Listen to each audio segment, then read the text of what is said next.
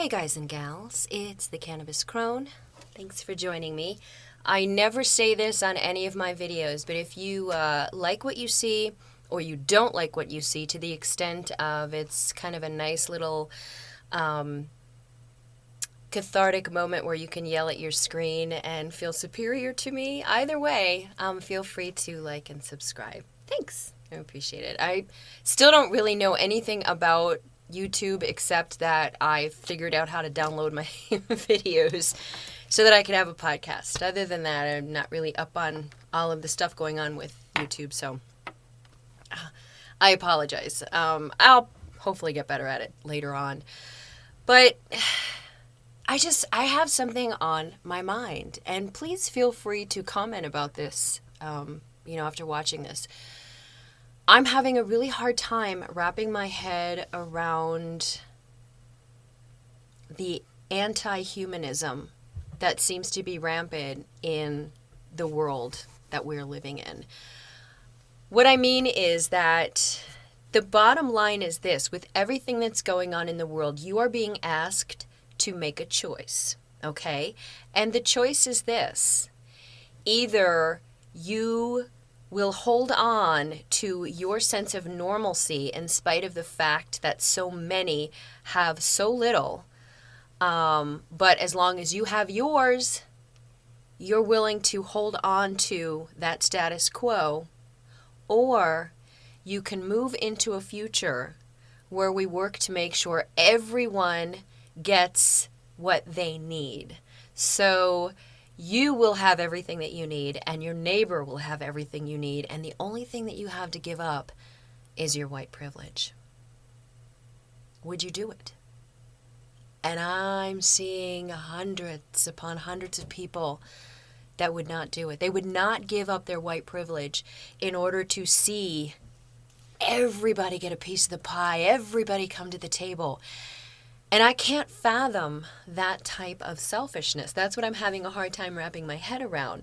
I had to take a break from social media because there are so many selfish people out there that are totally missing the point about the protests that are going on right now. And what's happening right now is that people are fighting for the lives of their children. That's what they're doing. You see these people out there that are yelling and passionate and angry and terrified and motivated. They're doing it for their children and their children's children. That's what they're fighting for.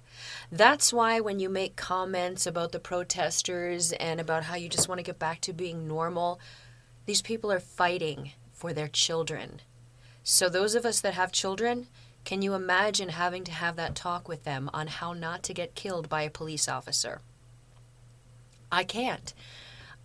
It would break my heart to have to tell my son, okay, so here is the 411 on the 911. Here's how you stay safer, not safe, but safer, by using the tools, making sure that your hands are on the steering wheel, making sure that yes sir, no sir, highly respectful, don't make any sudden moves, don't sneeze, don't itch your nose. Can you imagine having those conversations with your children?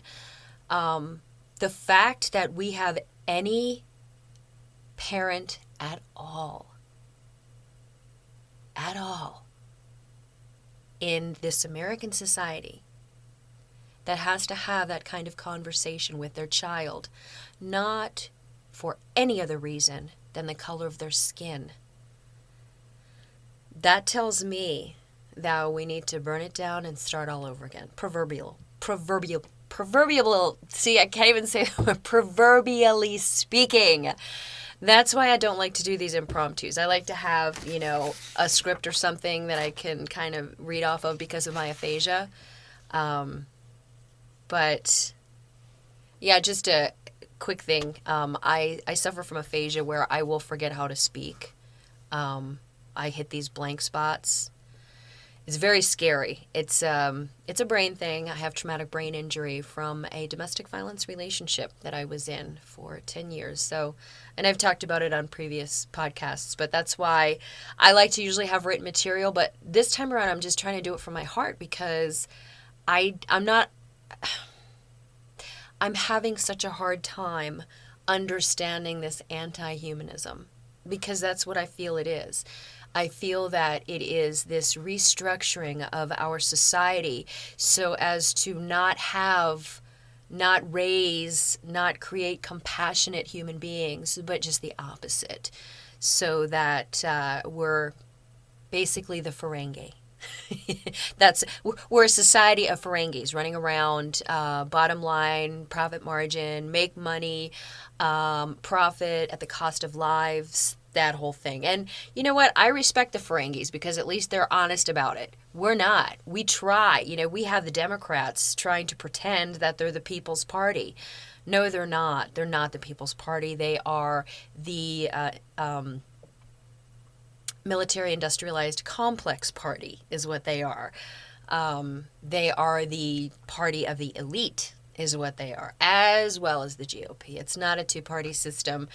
And if you don't know that and you're watching this podcast, I'm going to refer you over to Redacted Tonight with Lee Camp, Jimmy Dore, The Humanist Report, The Progressive Voice, or The Hill, to name but a few really great resources that will show you that we are no longer a two-party system, nor have we been for a very, very, very long time, if ever.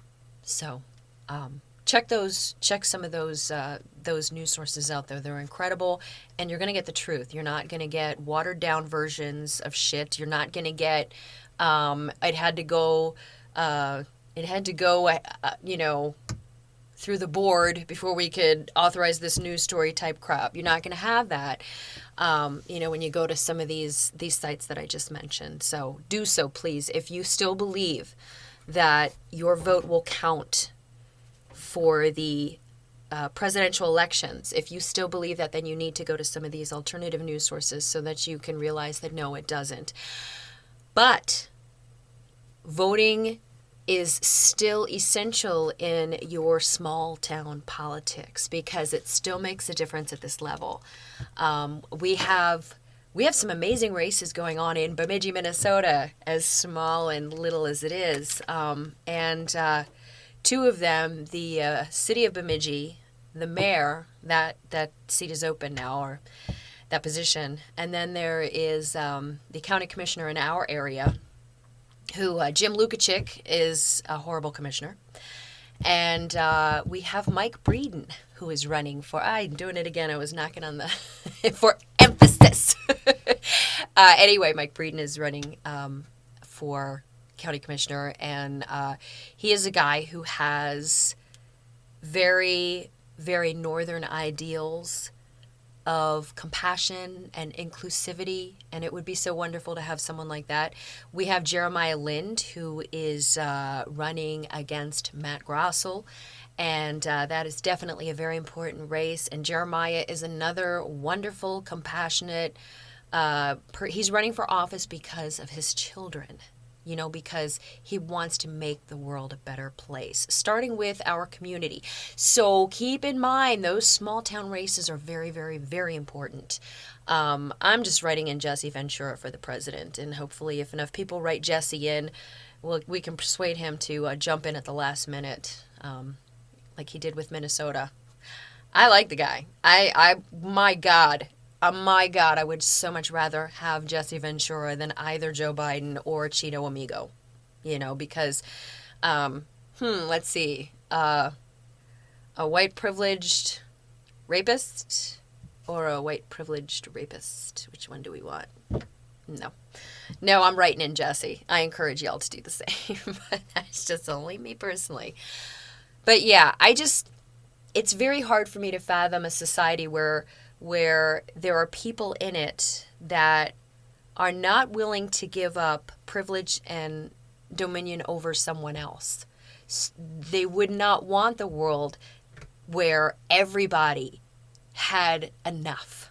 Everybody had enough, and they could spend quality time building relationships and family and art and music. Can you imagine what? And yeah, I sound like a hippie. I'm proud of it.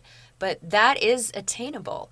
That's the thing that floors me. It's very attainable for all of us to have that kind of life. But so many of us are not willing to give up the privilege in this hell in order to attain a more equal heaven. I don't understand. And it breaks my heart a little bit. We just need to come together and take back the country. It was never ours to start with, but it can be ours going forward. Progressives, unite. We can do this.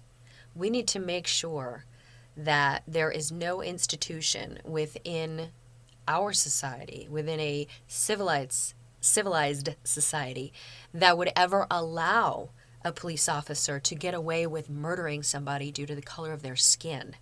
We need to move into a society where that would never be excused again, that will never be tolerated. We need to move into a society where we'll look back on this 20 years from now and say, oh, thank God we are no longer there. Boy, wasn't that a dark time? But look at us now. We got past it.